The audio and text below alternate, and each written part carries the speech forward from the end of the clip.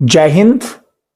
Himachal board के exam होने वाले हैं मार्च को और सीबीएसई के एग्जाम भी होने वाले हैं मार्च को। तो आपको इस कॉन्फ्रेंस में और इस इंपॉर्टेंट डिस्कशन में, इस इंपॉर्टेंट वीडियो में बताया जाएगा कि कैसे सीबीएसई के एग्जाम और हिमाचल बोर्ड के एग्जाम को सॉल्व करना है।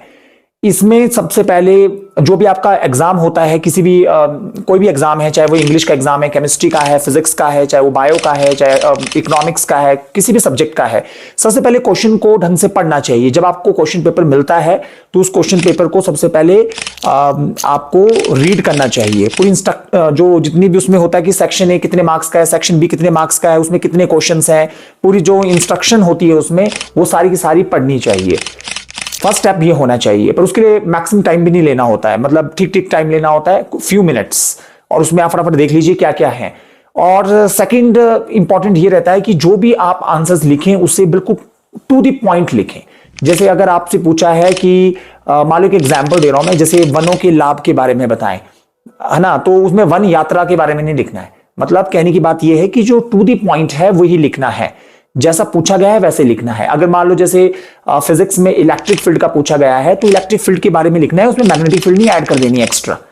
तो ये मेन चीज होती है। और अगर जैसे फिजिक्स में अगर बात करें, अगर डेरिवेशन आपको दी है तो आपको डेरिवेशन ही लिखनी है। आपको ऐसा नहीं करना है कि कोई अपनी थ्योरी लिख दी, अपना कोई आइडिया दे दिया, ऐसा कुछ भी नहीं करना है उसमें। और केमिस्ट्री में अगर कोई भी मान लो क्वेश्चन दिया है कि क्या होता है जब कॉपर ऑक्सीजन के साथ रिएक्शन करता है या आयरन ऑक्सीजन के साथ रिएक्शन करता है, तो उसमें रिएक्शन देना है आपको, बिकॉज केमिस्ट्री जो है वो ब्लाइंड है विदाउट रिएक्शंस, और फिजिक्स है blind without math, without derivations, without मतलब फॉर्मूला, वो आपको मेंशन करना पड़ेगा उसमें। ऐसा नहीं कि भी मतलब सिर्फ इंग्लिश में लैंग्वेज में लिखते रहे, बस स्टेटमेंट ही लिखते रहे, ऐसा नहीं होना चाहिए। तो मतलब मेन चीज होती है कि टू दी पॉइंट लिखना चाहिए। और तीसरा सबसे बड़ा पॉइंट होता है नीट एंड क्लीन लिखना चाहिए। ओवर राइटिंग नहीं होनी चाहिए कि आप जैसे एक लाइन लिख रहे हैं फिर उसमें ओवर राइटिंग कर रहे हैं, थोड़ी देर बाद आपको पता लग रहा है कि नहीं मैं इसमें ये भूल गया लिखना, और उसमें ओवर राइटिंग करती, तो ये नहीं है। इससे अच्छा है कि आप उसको थोड़ा क्रॉस कर दो और बिल्कुल मतलब उसको दोबारा से अटेम्प्ट कर लो, उसमें ओवर राइटिंग नहीं करनी है। और जो सबसे इंपॉर्टेंट एक और चीज है, सबसे पहले वो करना चाहिए जो आपको आता है। ऐसा कुछ नहीं होता है कि बिल्कुल क्वेश्चन नंबर 1 से करके लास्ट तक क्वेश्चन 20 है या 30 तक है तो वहां तक जाना है। जो आपको आता है, जो 5 मार्क्स के हैं, 4 मार्क्स वाले हैं, 3 वाले हैं, जो आपको लगता है कि आपको अच्छी तरीके से आते हैं, उनको पहले कर लेना चाहिए और नंबर प्रॉपर डालना चाहिए। इससे ऐसा होता है कि आपको कॉन्फिडेंस रहता है कि नहीं मैंने पेपर कर लिया है, मतलब मेरे तो पासिंग मार्क तो पास तो हो गया मैं, अब उसके बाद मुझे अब बाकी के क्वेश्चंस करने हैं जो आपको ठीक ठीक आते हैं, फिर उन्हें भी अटेम्प्ट करना है। क्योंकि ऐसा होता है कि जो सब्जेक्टिव पेपर होते हैं, चाहे वो सीबीएसई के हैं चाहे हिमाचल बोर्ड के हैं, उसमें नेगेटिव मार्किंग नहीं होती है। वो ऑब्जेक्टिव पेपर नहीं है, वो कोई नीट आईआईटी एनडीए का पेपर नहीं है कि नेगेटिव मार्किंग होगी।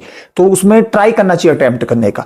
अगर आपको थोड़ा बहुत भी आइडिया है तो जरूर लिखिए उसके बारे में। हो सकता है आपको उसमें 1 नंबर मिल जाए, आधा नंबर मिल जाए, तो आपके मार्क्स बनेंगे ही बनेंगे। ऐसा तो है नहीं कि आपका कोई नुकसान है कि वहां पर आपको नेगेटिव मार्क्स जो है मिल जाएंगे, नेगेटिव नंबर मिल जाएंगे, ऐसा कुछ भी नहीं है।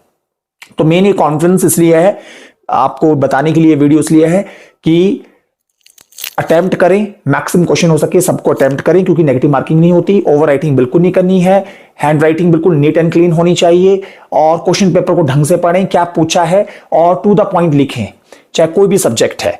अभी आपको सब्जेक्ट वाइज अभी मैं थोड़ी देर में बताऊंगा सब्जेक्ट वाइज कि कौन कौन से टॉपिक इंपॉर्टेंट हैं जो आ सकते हैं 2024 में, अभी मार्च के एग्जाम में।